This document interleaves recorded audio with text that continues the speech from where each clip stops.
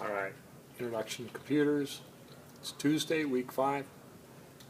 We covered, we actually did a TED Talk on reCAPTCHA and looked at that. And then we reviewed bits, binary digits, talked a little bit about ASCII code, but we also talked about how data files can be stored in lots of different formats. And then we have program files that manage those data files, create them and edit, update them, or whatever. Then we use Notepad as an example.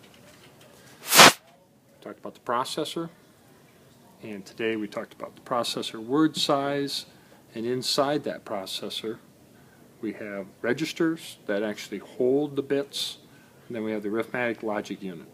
The processor can do arithmetic, add, multiply, divide, subtract, and it can make a logical decision. It can decide if one set of bits are bigger or smaller than the other, or if they're equal.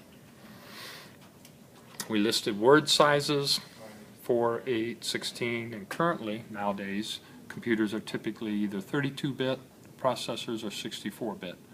The more bits, the better. Why do you need to know that? If you're downloading software, you should take advantage. If you have a 64-bit machine, then you'd want to download the software that was for a 64-bit machine. Same thing with the bus. The bus will move bits through eternally, and they are also based on that number of bits. Typically 64-bit bus nowadays. We talked about memory, all the different types. We didn't review them all. We just mentioned RAM today. And then a new topic is the clock speed. Nowadays usually measured in gigahertz, cycles per second. How many cycles per second the computer can perform, and the tasks within the computer are based on that. So many clock cycles to get something done.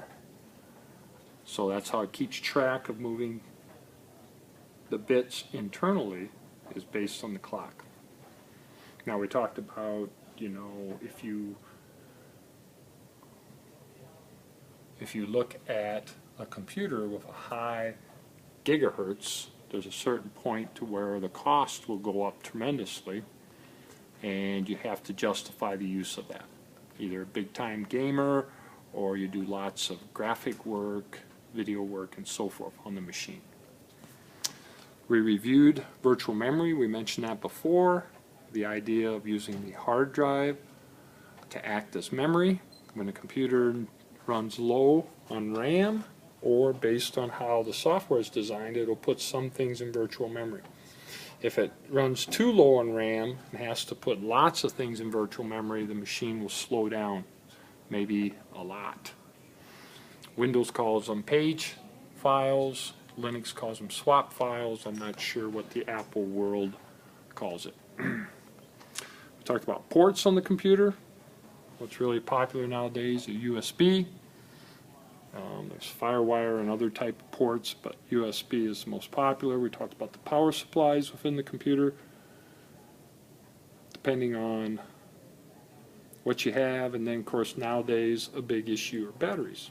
How long the batteries last, how to manage battery life. So like if you have a laptop and you have a high-powered processor at a high gigahertz, it's going to take more, literally more power for that to function. So it could affect your battery life.